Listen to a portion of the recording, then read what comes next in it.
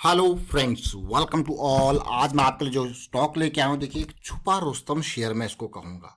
लेकिन जो प्राइस का मूवमेंट चल रहा है वो काफ़ी इंटरेस्टिंग चल रहा है। इस स्टॉक में जरा तसल्ली से देखते हैं, समझते हैं, पैसा डबल हो सकता है क्योंकि स्टॉक अभी 100 की रेंज में ही ट्रेड कर रहा है। तो रडार में ज़रूर रखना स्टॉक को।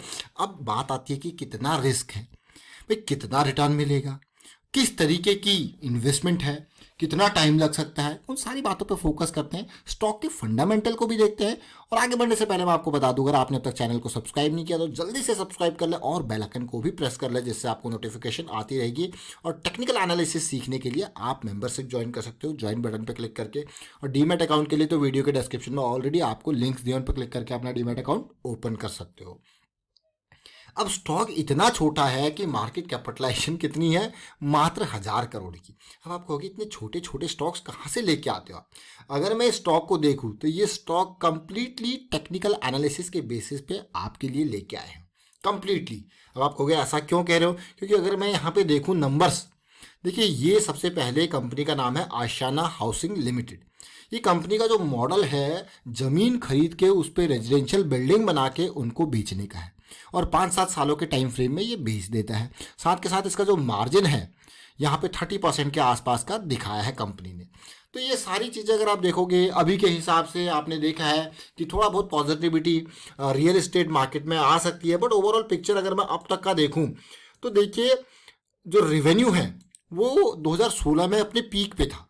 उसके बाद इसने कंसिस्टेंट रेवेन्यू जनरेट जरूर किया 300 करोड़ की सीरीज में, बट अभी उस लेवल को क्रॉस नहीं कर पाया। 300 देखिए करोड़ के आसपास का प्रॉफिटेबिलिटी जरूर अच्छी देखने को मिली है, बट 2019 और 2020 में लॉस का भी सामना करना पड़ा इसको। अब जो कि आगे पॉजिटिविटी जरूर देखने को मिल सकती है। तो फंडामेंटल्स आपने देख लिए ओवरऑल कैसे हैं, लेकिन स्टॉक रडार में आने का जो कारण है वो कंप्लीटली टेक्निकल बेसिस पे है। तो थोड़ा सा एक न्यूज़ भी मुझे यहाँ पे देखने को मिली।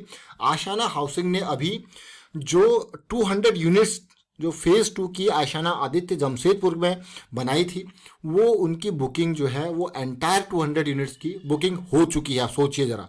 अब आपको कह रही तो बहुत ही अच्छी बात है, तो बहुत ही पॉजिटिव खबर है। लेकिन स्टॉक का रडार में आने का क्या कारण है मैं आपको बताता हूँ। देखिए इसके मेजर जो, अगर मैं देखूँ एक टाइम पे ये स्टॉक 325 के लेवल तक था, ज़रा सोचिए।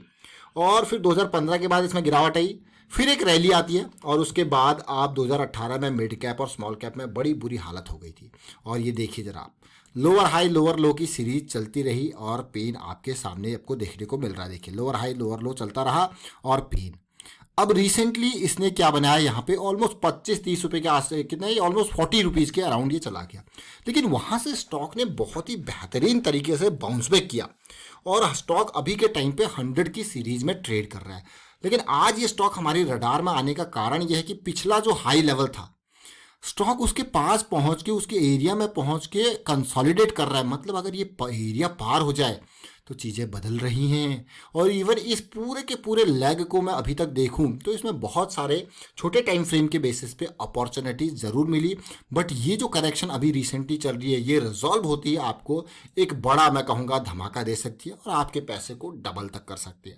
अब उसमें होता है कि रिस्क मैनेजमेंट में रिस्क कितना है, समझो इस बात को। और अगर आप ओवरऑल पिक्चर देखो तो पिछले, ये मैं कहूँगा, अगर आप जनवरी का ये मंथ था उसको देखिए, उससे पहले के जो 2 महीने में बहुत बढ़िया वॉल्यूम आपको देखने को मिला और बढ़िया खरीदारी देखने को मिली।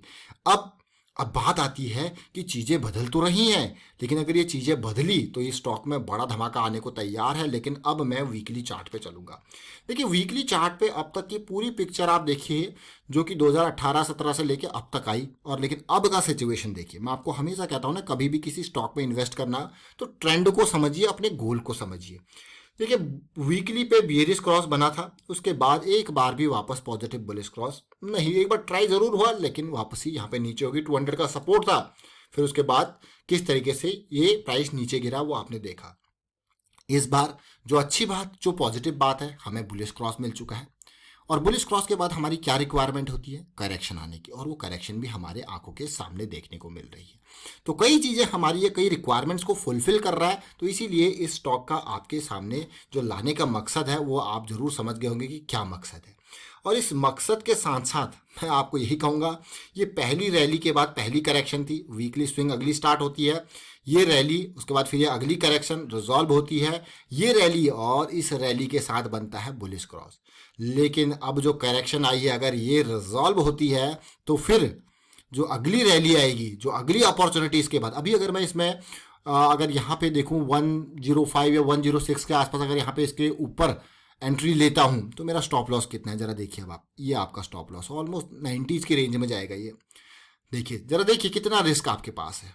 और उसके बाद जो अगली अपॉर्चुनिटी तैयार होगी, क्योंकि 200 की लाइन ऊपर है, 200 के अराउंड हम कंसोलिडेशन या पुल बैक एक्सपेक्ट करेंगे, करेंगे नहीं करेंगे? डेफिनेटली भाई, क्योंकि 200 का तो हमारा छत होता है, इसको पार करना मुश्किल होता है, लेकिन इसको पार किया जाता है जब स्टॉक इसके नियर कंसोलिडेट हो या इसको पार करने के बाद फिर वो आपके लिए एक सेकंड कैटेगरी की अपॉर्चुनिटी होगी। इस चीज़ को याद रखें। कौन सी कैटेगरी? Second category. अब आपको कि ये रैली आएगी और फिर ये इस तरीके से करेक्शन, ये अगली अपॉर्चुनिटी।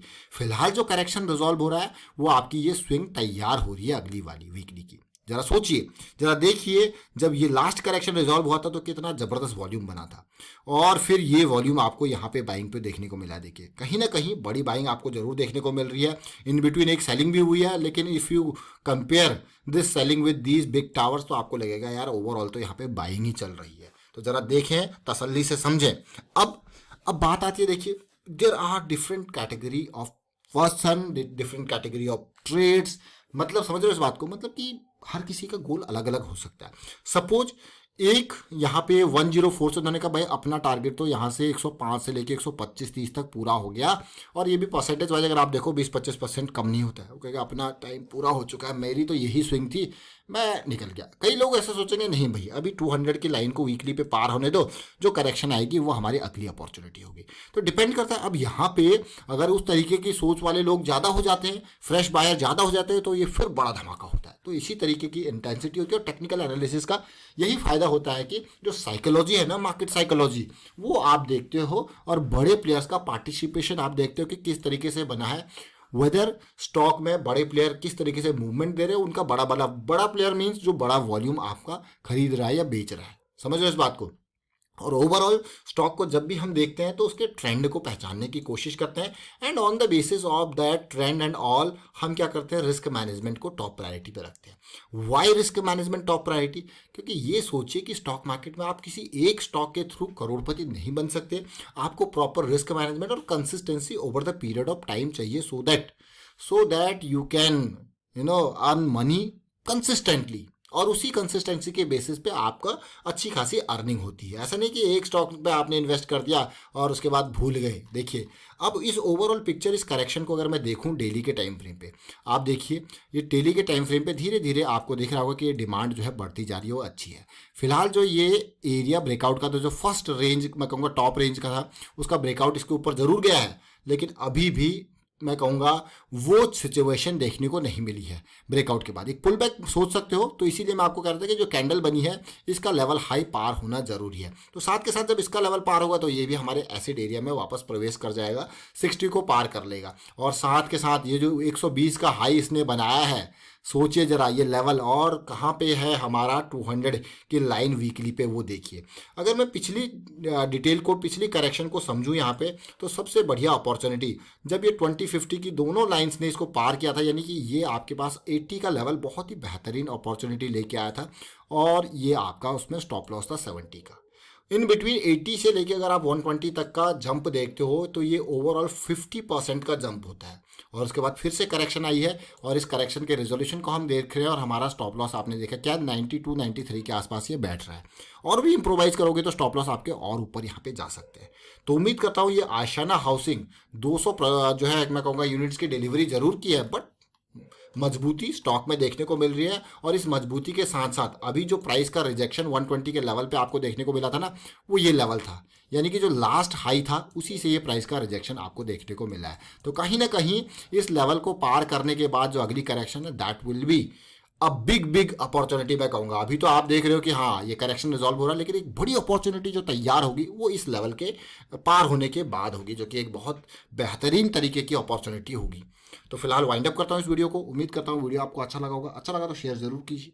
लाइक कीजिए। चैनल अगर आपने अब तक सब्सक्राइब नहीं किया तो जल्दी से सब्सक्राइब कर लें और बेल आइकन को प्रेस कर लें, जिससे आपको नोटिफिकेशन आती रहेगी। और टेक्निकल एनालिसिस के ऊपर हमेशा फोकस रखें, रिस्क मैनेजमेंट के ऊपर हमेशा फोकस रखें। And thank you for watching the video.